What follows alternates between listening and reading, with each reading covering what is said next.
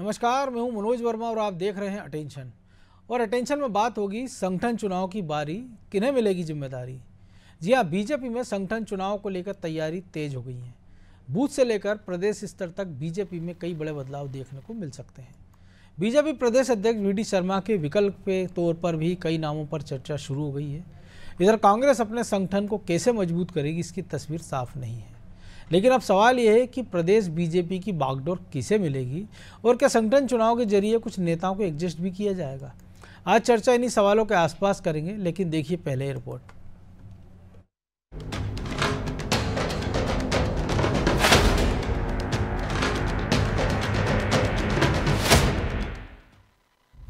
BJP में अब संगठन चुनाव की बारी, किन्हें मिलेगी बड़ी जिम्मेदारी। 24 घंटे और 7 दिन मिशन पर रहने वाली बीजेपी सदस्यता अभियान के बाद एक और मिशन की तैयारी कर रही है। प्रदेश में विधानसभा और लोकसभा चुनाव में बड़ी जीत मिलने के बाद अब पार्टी में संगठन चुनाव होंगे। लिहाजा बीजेपी ने चुनाव अधिकारी और सह चुनाव अधिकारी नियुक्त कर दिए हैं।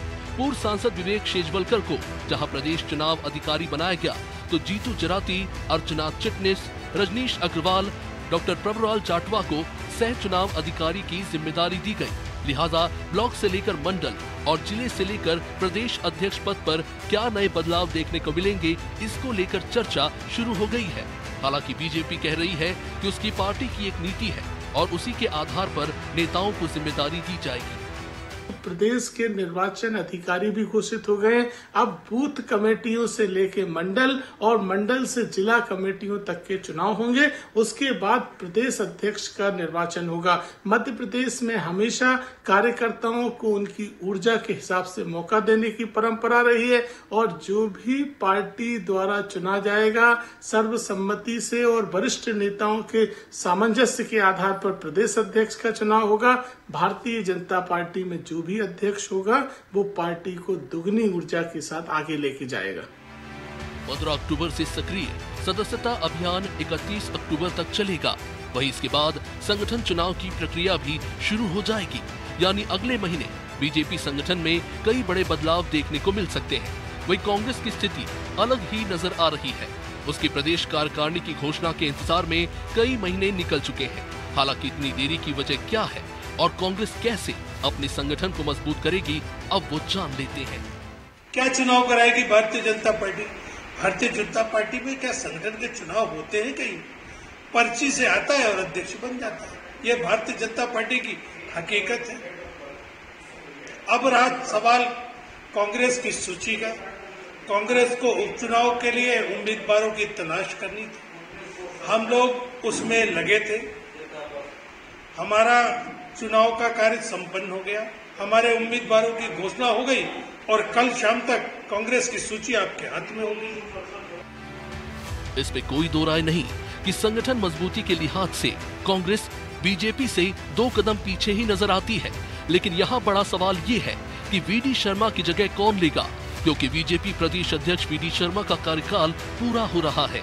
पार्टी की गाइडलाइन के मुताबिक 2 बार से ज्यादा कोई भी प्रदेश अध्यक्ष के पद पर नहीं रह सकता, जिस वजह से कई नामों पर चर्चा तेज हो गई है।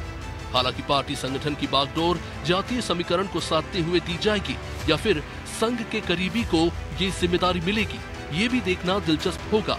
खैर, अभी फिलहाल अटकलों का बाजार गर्म है। तस्वीर तो अगले महीने ही साफ होने की उम्मीद है। ब्यूरो रिपोर्ट, अनादि टीवी।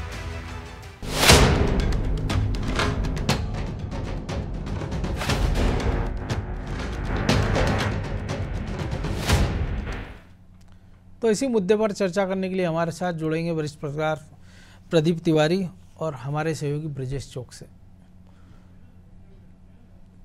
तो तिवारी जी, बड़ी एक चर्चा रहती बीजेपी में, जब भी कुछ होता तो एक बड़ा आजकल एक पिछले 1 दशक में एक ट्रेंड बन गया है कि लोगों ने कयास लगाना छोड़ दिया है। लेकिन फिर भी कई बार चूँकि हमारा काम ऐसा है तो कयास लगाने पड़ते हैं। अब संगठन के चुनाव की प्रक्रिया शुरू हो गई है बीजेपी में भी, बूथ से लेके प्रदेश अध्यक्ष तक। वी डी शर्मा लंबे समय तक शुभंकर बने रहे हैं। कई बड़ी उल्लेखनीय सफलताएं मिली है, सबसे ज़्यादा सदस्य बनाने हों, 29 की 29 लोकसभा जीतनी हो, विधानसभा में जब कोई गिनती में नहीं ले रहा था तब 163 सीटें जीत ली। तो अब ऐसे में क्या लग रहा है कि कौन प्रदेश का अगला बीजेपी अध्यक्ष, और क्या उसके लिए कुछ नए मापदंड बनाएगी पार्टी? मनोज जी, आप तो जानते हैं बीजेपी को बहुत करीबी तरीके से, और मुझे लगता है ब्रजेश जी भी बहुत अच्छे तरीके से कवर करते आए हैं, तो उनको ये मालूम है कि राजनीति में बीजेपी में किस तरह के उलटफेर होते हैं। मैंने इसलिए पहले डिस्क्लेमर दे दिया कि एक दशक में और आप देखें तो जब मुख्यमंत्री का फैसला हुआ था तो लोग कयास लगाते रह गए और नाम कुछ और निकल के आया। तो मुझे लगता है कि संगठन की दृष्टि से ये जरूर हम कह सकते हैं कि ये समन्वय ये बैठाया जा सकता है, समीकरण, जाति समीकरण को ध्यान रखा जा सकता है कि मध्य प्रदेश में अगर पिछड़े मुख्यमंत्री है तो सामान्य वर्ग से ही किसी व्यक्ति को अध्यक्ष बनाया जाएगा। लेकिन अध्यक्ष कौन होगा ये बड़ा कठिन सवाल है। कारण ये है कि ये 2 ही 4 लोग तय कर पाएंगे। सेंट्रल केंद्रीय समिति जो होती है बीजेपी की संगठन की, वही लोग तय करते हैं, उन्हीं के पास नाम जाते हैं। तो मुझे लगता है प्रदेश में फिर भी ऐसा समीकरण मुझे लगता है प्रदेश संगठन को दिया जाएगा जो समझदारी से संगठन को समझता हो अच्छे तरीके से, जो संगठन के बारे में बारीकी से जानता हो और सबको साथ में लेके चल सके, संगठन और सत्ता में कोई तकरार ना हो, समन्वय बना रहे। ऐसे ही व्यक्ति को निकालकर बीजेपी इस बार मुझे लगता है लाएगी, और इनमें कुछ नाम आप ऐड कर सकते हैं। बहुत सारे ऐसे लोग हैं जो राजनीति में वर्षों से काम कर रहे हैं और संगठन को बड़े करीबी से देख रहे हैं, तो कुछ ऐसे नाम भी हो सकते हैं जी। लेकिन अब वो नाम कौन हो सकते हैं ये तो बड़ा गूढ़ विषय है जी। नहीं, लेकिन जो आपने कहा ना कि अभी तक ये ट्रेंड रहा है कि ओबीसी मुख्यमंत्री और अपर कास्ट का प्रदेश अध्यक्ष, लेकिन लग रहा है कि इस बार भी ऐसा हो, क्योंकि अभी चुनाव में वक्त है, 4.5 साल का वक्त है, या विधानसभा में 4 साल का वक्त है, लोकसभा में 4.5 साल का वक्त है। तो बीच में कोई एक प्रयोग पार्टी करके देख ले, एक मैसेज भी हो जाए और कहने को भी हो जाए कि हमने इस वर्ग को भी प्रतिनिधित्व दे दिया है। तिवारी जी, लगता आवाज आ रही तिवारी जी आपको? जी मनोज जी, जी ये आप ही से सवाल था मेरा जी। हाँ, देखिए क्या है, जिस तरीके से पिछली सरकारें बनी और सत्ता संगठन में दोनों ने समन्वय बैठाया गया। आप छत्तीसगढ़ के देखें, मध्य प्रदेश को देखें, राजस्थान जब सरकारें बनी थी तो उसमें समीकरण आप देखें तो जहां राजपूत बनाया गया वहां ब्राह्मण प्रदेश अध्यक्ष रहे, जहां बनाए समीकरणों के आधार पर। अब इस बार हरियाणा में आप देखें तो पिछड़े वर्ग की मुख्यमंत्री बनाया गया है।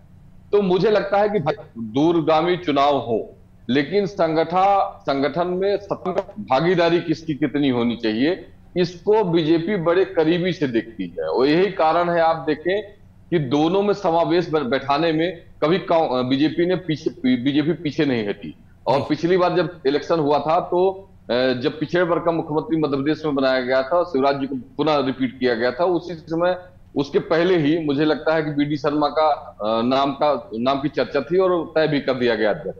दोबारा भी इनको ऐसा कोई चेहरा समझ में नहीं आया कि किस व्यक्ति को और को जो संगठन को बारीकी समझता हो, जो सत्ता के साथ मिलकर काम कर सके और किसी तरह की समस्या ना आए। तो इसीलिए फिर बीडी शर्मा का कार्यकाल भी बढ़ा दिया गया। तो मुझे लगता है कि वो खोजबीन जो बीजेपी की थी तह तक जाने की, कि ऐसे व्यक्ति को ही फिर से कमान दी जाए जिससे सत्ता में, जैसे आप देखें तो लोकसभा की सीटों में इजाफा हुआ, विधानसभा सीटों में भी काफी इजाफा हुआ और सरकार भी बना ली मध्य प्रदेश में। तो ऐसे समन्वय बैठाने के लिए ऐसा कोई व्यक्ति जो बीजेपी, तो मुझे लगता है कि वो सामान्य वर्ग से ही किसी ऐसे व्यक्ति को इस बार फिर ले आएंगे और संगठन के कमान उन्हीं को दिया जाएगा जी। तो ब्रजेश जी, लेकिन 2020 की जो परिस्थितियां, जब बीडी शर्मा को लाया गया था, बीजेपी चुनाव हार चुकी थी और राकेश सिंह, जिसको बड़ी उम्मीद से बीडी शर्मा के पहले लाया गया था और कहा गया था कि अमित शाह और नरेंद्र मोदी के खास आदमी हैं, लेकिन वो कोई कमाल दिखा नहीं पाए, बीजेपी बहुमत से दूर रही। लेकिन जब बीडी शर्मा को लाया तो हमने देखा उसके अगले महीने सरकार गिरी, फिर पार्टी को उपचुनाव में जाना पड़ा। जब तक उनका कार्यकाल पूरा होने वाला था फिर एक पार्टी चुनाव में चली गई, वो कायम ख़त्म हुआ, फिर आपके लोकसभा चुनाव आ गए। और चूँकि दिल्ली में भी हम देख रहे थे कि जेपी नड्डा का भी कार्यकाल लगातार बढ़ रहा था और जो पुरानी टीम उन्होंने बनाई थी उसी को एक्सटेंशन मिलता गया। नंदू भैया के समय हमने देखा था कि उन्होंने तो प्रभात झा के समय की टीम से ही काम चला लिया था, वो नई टीम बना ही नहीं पाए थे, इक्का दुक्का अफवाह छोड़ दें तो। वो परिस्थिति अलग थी। लेकिन अब जो मैंने शुरुआत में भी कहा, अब वक्त आपके पास ज़्यादा है। लंबे समय से हम देखते रहे, कभी फुग्गन सिंह कुलस्ते का नाम चलता है, कभी सुमेर सिंह सोलंकी का कि संघ के खास हैं, फिर नरोत्तम मिश्रा को लेकर चर्चा हो रही है। कि हम देख रहे हैं गृह मंत्री से हटने के बाद वो जिस प्रकार से उनकी पूछ परख तो है, लेकिन फिलहाल कोई उनके पास दायित्व नहीं है क्योंकि चुनाव हार गए थे मंत्री रहते हुए। ऐसा तमाम सारे नाम चर्चा में, अरविंद भदौरिया की बात कर लें हम कि संगठन के अच्छे जानकार हैं, तो इसमें आपको लग रहा है कि जो चर्चा हो रही है उसमें से किसी की लॉटरी लगेगी या बीजेपी फिर चौंका दे? देखिए मनोज जी, बीजेपी चौंकाए या लॉटरी लगे, आना बीजेपी से ही है अध्यक्ष है, वो बिहार से तो आ नहीं जाएगा। ये तो बिल्कुल है। या हम ये कह सकते हैं कि इस पर भी दावा कर सकते हैं कि यदि कोई कांग्रेस से आया है तो उनमें से कोई अध्यक्ष बन जाए क्या, इसकी संभावना भी बहुत कम है।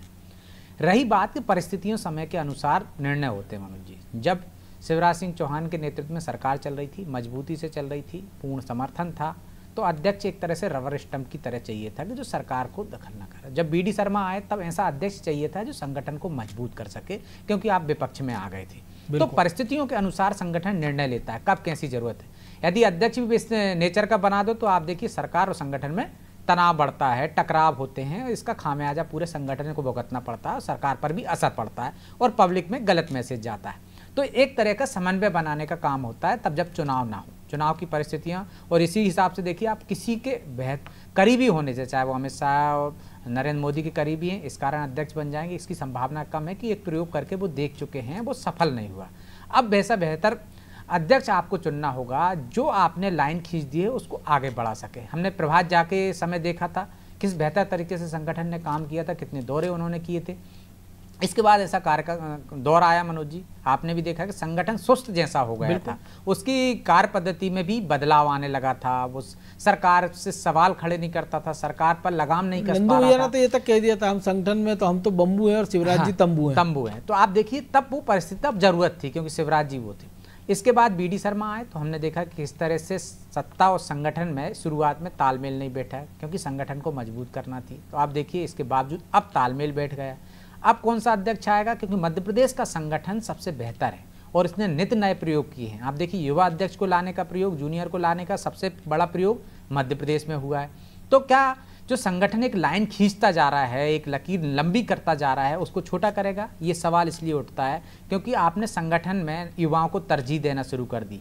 तो क्या आप कोई वरिष्ठ को लाकर सिर्फ जातिगत समीकरण साधने की कोशिश करेंगे, जबकि आप चुनाव नहीं है तो आपको जरूरत नहीं है। आप जातिगत समीकरण साधने के लिए आपके पास दूसरे माध्यम भी हैं कि यदि आप उच्च जाति को साधना चाहते हो तो आप देखिए, और निचली जाति को साधना चाहते हो तो दोनों ही आपने उप मुख्यमंत्री बनाकर एक तरह से एक संदेश देने की कोशिश की है। आपने कैबिनेट में उन तमाम वर्गों को साधने की कोशिश की है। तो आप संगठन को आप सिर्फ इस तरह से व्यक्ति को लाएंगे, या नंदू भैया जैसे या राकेश सिंह जैसे, कि संगठन जैसा है कि जस की तस होकर आगे बढ़े। जिस तरह से प्रयोग किए हैं बीडी शर्मा ने, संगठन में काम करते रहे तो उनका अनुभव का फायदा मतलब मध्य प्रदेश संगठन को मिला, जो संगठन था और बेहतर हुआ है। तो क्या आप ये कोशिश करेंगे कि और बेहतर संगठन हो कि हम अपराजय हो जाए, मतलब जीतते रहें यहाँ पे? तो उसके लिए आपको संगठन को कमजोर नहीं करना पड़ेगा। आपने संगठन कमजोर करा था, 2018 में उसका खामियाजा आपको भुगतना पड़ा था।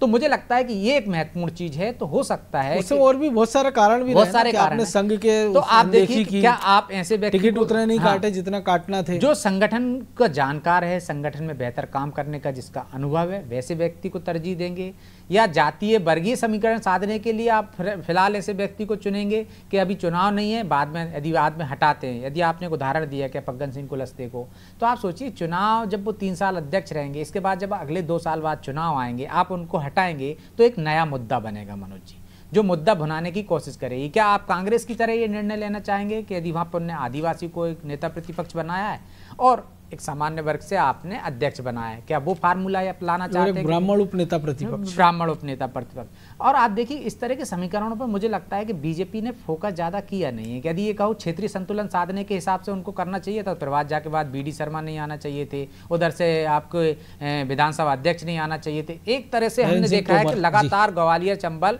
पावर में रहा है। तो क्या क्षेत्रीय संतुलन साध रहे थे? क्या वो नहीं साध रहे थे, वो व्यक्ति को चुन रहे थे और इस हिसाब से चुन रहे थे कि जो संगठन को बेहतर कर सके। अब यहाँ पर जो नाम है आपने उल्लेख किए हैं, चाहे वो हम अरविंद भदौरिया का ले लें, चाहे अन्य नेताओं का ले लें, चाहे नरोत्तम मिश्रा का, अध्यक्ष इन्हीं में से बनेगा, बेहतर जो समन्वय बना सके सरकार से, जिसका तालमेल अच्छा हो सके, टकराव ना हो सके, मुझे लगता है ऐसा और ऐसी कोशिश होगी आला कमान की कि जो उसको अध्यक्ष बना है उसका कार्यकाल बढ़ाकर उसी के नेतृत्व में चुनाव कराने की कोशिश की जा सके, ताकि वो 3 साल में वो संभव, क्योंकि वो उस दौरान फिर नगरीय निकाय के चुनाव और तमाम सारे चुनाव आ चुके होंगे। तो ये सब चीजें देखने के बाद अध्यक्ष का चयन होगा और उसमें मुझे लगता है जिसको संगठन का बेहतर अनुभव होगा, उसमें एक चाहे अरविंद भदौरिया की हम बात कर लें, चाहे हम नरोत्तम मिश्रा की बात कर लें, ऐसे लोगों को तरजीह देने की ज्यादा संभावना है। यदि प्रयोग करने की बात है तो क्या महिला पे आप दाव खेलोगे? तो क्या आपके पास ऐसी महिला नेत्री है? कविता पाटीदार, क्योंकि आप लगातार उनको मौके दे रहे हैं, प्रदेश महिला नेत्री है, आप उस पर भी कर सकते हो। तो ये संभावना है जो आपने पहले कहा था कि अब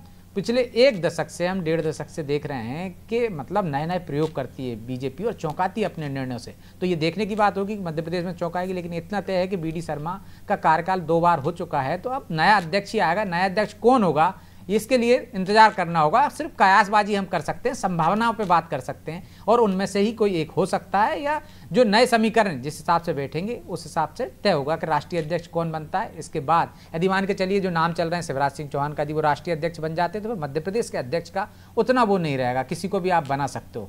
तो ये संभावनाएं बहुत सारी हैं। लेकिन हमने देखा ना कि जेपी नड्डा के अध्यक्ष राष्ट्रीय अध्यक्ष बनने का तो हिमाचल में हार गए थे और उनका ठीकरा भी जेपी नड्डा पर फूटा था। लेकिन तिवारी जी, एक और चीज़ है कि पिछली बार हमने देखा था कि जब बीडी शर्मा की ताजपोशी हो रही थी तो बीजेपी ने बड़े सिस्टम के साथ बूथ मंडल और जिला अध्यक्षों के लिए क्राइटेरिया बना दिया था कि 35 साल से ज़्यादा उम्र का आदमी मंडल अध्यक्ष नहीं बन पाएगा, अपवाद छोड़ दिया जाए। 50 साल से ज़्यादा उम्र का, 45 से ज़्यादा उम्र का जिला अध्यक्ष नहीं बनेगा, उपवाद अगर होगा तो 55 साल तक उसको बढ़ाया जा सकेगा, क्योंकि 50 साल से कम के बीडी शर्मा को आपको स्टेब्लिश करना था। और ये निर्णय सही भी साबित हुआ। हालांकि तब विरोध के स्वर उठे कि जो अनुभवी नेता थे 50 के ऊपर के थे, तो उनका संगठन क्या यूज करेगा, कुछ का उपयोग हुआ, कुछ का नहीं हो पाया। इस बार भी लग रहा है कि ऐसा कुछ प्रयोग करेगी बीजेपी कि नए लोगों को आगे लाएं, क्योंकि हमने देखा हरियाणा में कि 79 साल के आदमी को भी आप मंत्री बना रहे हैं। वो मध्य प्रदेश में हमने इसी चुनाव में देखा 75 पार लोगों को आपने टिकट दिया, चुनाव लड़े और जीते भी। वो देखिए, सरकार में भागीदारी लेना, विधायक बना क्या है, जिस तरीके से समीकरण बनते हैं और जो व्यक्ति प्रभावशाली होता है क्षेत्र में, तो उसको संगठन का ये वो होता है कि मतलब उसको टिकट दिया जाए और जीत के आएगा। तो सरकार बनाने की परिस्थितियों में ये समझौता लोग कर लेते हैं कि वो 70, 72, 80 अगर भी व्यक्ति है और उसका उस क्षेत्र में प्रभाव है, समीकरण अच्छा है और जाति समीकरण भी खरा उतर रहा है, तो टिकट देकर जिताकर लोग ले आते हैं, सरकार में भागीदारी भी दे देते हैं। लेकिन संगठन में मुझे लगता है कि बीजेपी जिस तरीके से प्रयोग कर रही है अन्य राज्यों में भी, मध्य प्रदेश में भी, कि युवाओं को एक नया पैटर्न बीजेपी ने अभी तैयार करना चालू कर दिया। आप देखें तो युवाओं को ज्यादा भागीदारी है, युवाओं की भागीदारी, महिलाओं की भागीदारी, इसको लेकर लगातार आप देखें तो राष्ट्रीय संगठन के लोग भी कहते रहे हैं, प्रधानमंत्री जी भी कहते रहे हैं कि महिलाओं की भागीदारी भी ज्यादा हो, युवाओं की भागीदारी हो, जिससे सत्ता संगठन में अच्छे लोग काम करने के लिए, राजनीति में अच्छे लोग उभर कर आए। प्रधानमंत्री बार बार अब तो कहने लगे कि गैर राजनीतिक पृष्ठभूमि के युवा राजनीति में आए ताकि राजनीति की दशा दिशा सुधरे। बिल्कुल, तो मुझे लगता है कि संगठन का ये सीधा सीधा मामला है कि हम युवाओं पर फोकस करेंगे। जो महिलाएं हैं, जो राजनीति में सक्रिय होना चाहती, काम करना चाहती, उनकी भी सहभागिता होगी। तो इस प्रकार से आप देखें तो सरकार अब इन लोगों को, ऐसे लोगों को संगठन में लाना चाहती है जो मजबूती से, जो युवा व्यक्ति रहेगा वो तरीके से काम भी करेगा, क्षेत्र में जाएगा भी, संगठन के सक्रिय लोगों से मुलाकात भी करेगा और संगठन को आगे बढ़ा रहे। आप देखिए बीडी शर्मा या प्रभात झा जी, चूंकि उम्र अनुभवी जो थे, अनुभव के साथ साथ उम्र में भी उनका एक दायरा था, वो बहुत ज्यादा उम्र थे, तो सक्रियता से कार्य करते आए और प्रदेश में संगठन को बढ़ाया।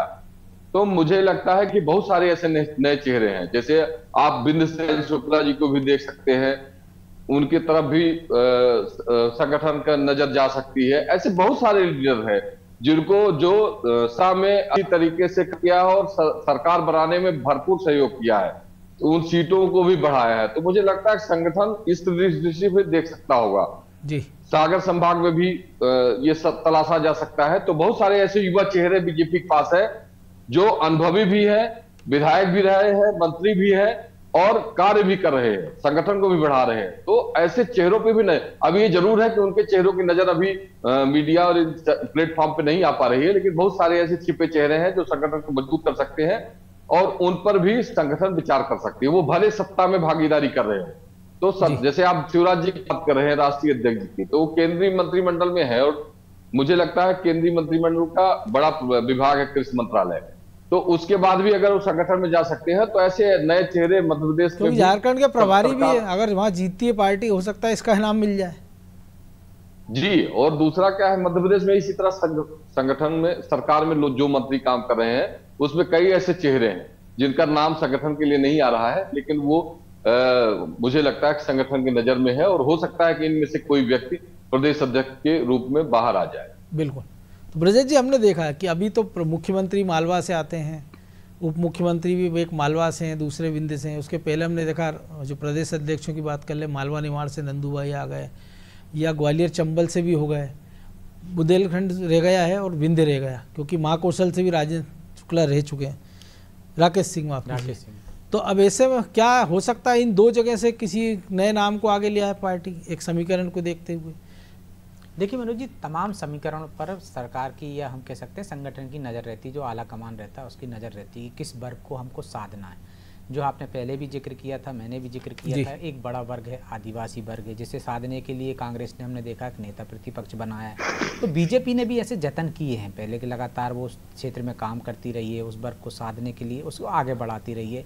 चाहे कांग्रेस ने भी कांतिलाल भूरिया को अध्यक्ष बनाया, लेकिन क्या उसका फ़ायदा मिला? क्या बीजेपी ऐसे प्रयोग निश्चित तौर पर कर सकती है और अभी उसके पास ऐसा मौका भी है, क्योंकि सरकार में आपने तमाम वर्गों को साधने की कोशिश की है और आपको लगता है कि अगड़ी जाति को भी आप ये मौका दे सकते हो, क्योंकि पिछड़े वर्ग के आपने मुख्यमंत्री बनाया, एक बड़ी चीज़ है। अगड़ी जाति को यदि आप यहाँ पर मौका देते हो तो जो एक कहा जाता है बीजेपी के बारे में कि ब्राह्मण बनियों की पार्टी है, तो उस वर्ग को भी साधने की कोशिश की जा सकती है और उसको साधते आ भी रहे हैं। अब तक आपने उनको नेतृत्व दिया, उसी आधार पर आपने राजेंद्र शुक्ला को मुख्यमंत्री बनाया, उसी आधार पर आपने बीडी शर्मा को बनाया। तो इसकी संभावना, तमाम संभावनाएं वो हैं कि वर्गों को साधने की कोशिश की जा सके। एक वोट बैंक को भी आप संदेश दे सको कि देखिए हमने आपके समाज को, आपके वर्ग को पूरी तवज्जो दी है। चाहे हम प्रधानमंत्री की बात करें तो जब बार बार बीजेपी कहती है ना ओबीसी से प्रधानमंत्री है, हमारे मुख्यमंत्री के बारे में कहती है कि हम लगातार मध्य प्रदेश में आप इस वर्ग से मुख्यमंत्री देते आए हैं, चाहे उमा भारती की बात करें, चाहे बाबूलाल गौर की बात करें, शिवराज सिंह चौहान की बात करें या डॉक्टर मोहन यादव की बात करें, तो वो कहती है ना। तो निश्चित तौर पर इसकी संभावनाएं भी हैं कि वो एक वर्ग को इस अध्यक्ष पद के जरिए साध ले ताकि उसका चुनाव में लाभ उठाया जा सके। और इस तरह के निर्णय होते रहे हैं, कोई नई बात नहीं है इसमें। भी कांग्रेस ने भी इस तरह के निर्णय करती है और बीजेपी भी करती है कि जातीय संतुलन बनाती है, क्षेत्रीय संतुलन भी बनाती है, ताकि एक क्षेत्र के लोगों को तवज्जो मिल गई है तो दूसरे क्षेत्र के लोगों को अगली बार मौका मिल जाए। हमने देखा पिछली बार जब राजेंद्र शुक्ल को मंत्रिमंडल में शामिल नहीं किया गया था तो तब लगातार ये बात उठ रही थी कि विंध्य ने भरपूर समर्थन दिया बीजेपी को, लेकिन बीजेपी ने उनको उतनी तवज्जो नहीं दी। आप देखिए चुनाव से पहले उनको मंत्रिमंडल में शामिल करना पड़ा, फिर जब दूसरी बार हम सत्ता में लौटे बीजेपी वाले तो उन्होंने सत्ता में लौटने के बाद और एक प्लस पॉइंट ये भी होता है ना, सरकार अगर आपकी है तो आप मंत्रिमंडल में सारों को प्रतिनिधि दे सकते हो, आप निगम मंडल में एडजस्ट करते हो। फिर हो सकता है कि आप प्रदेश अध्यक्ष किसी ऐसे व्यक्ति को भी बना सकते हो कि जिसको आपको लगे कि संगठन क्षमता अच्छी है, लेकिन हो सकता है उसकी जाति के वोट इतने हो, उतना समीकरण ना हो। बहरहाल अब चूंकि वक्त इतना ही था, बहुत धन्यवाद तिवारी जी आपका इस चर्चा में भाग लेने के लिए। तो संगठन चुनाव की बारी आ गई है, नवंबर में जब चुनाव होंगे, लेकिन उसकी प्रक्रिया शुरू हो गई है। दिल्ली में प्रेजेंटेशन हो चुका है, चुनाव अधिकारियों की नियुक्ति हो गई है। अब सबसे बड़ा सवाल यही है कि बीजेपी की अब कमान किसके हाथ, क्योंकि एक बीजेपी में तमाम सारे अध्यक्ष हमने देखे हैं, अगर पिछले 2-2.5 दशक की बात करें या बीजेपी जब से सत्ता में, हर एक अध्यक्ष ने एक नया कीर्तिमान बनाया है, एक नई लकीर खींची है। कुछ के खाते में अच्छी उपलब्धि भी है तो कुछ के खाते में कुछ अपयश भी हैं। लेकिन सबसे बड़ा सवाल ये कि जो बीडी शर्मा लाइन खींच चुके हैं, उस लाइन को क्रॉस करने वाला या उससे बड़ी लाइन खींचने वाला संगठन का आदमी बीजेपी देखेगी या किसी ऐसे आदमी को संगठन की कमान देगी कि जिसको वो शने शने आगे भविष्य के नेता के तौर पर डेवलप करे। अटेंशन में आज इतना ही, मुझे दीजिए इजाज़त और आप देखते रहिए अनादि टीवी। नमस्कार।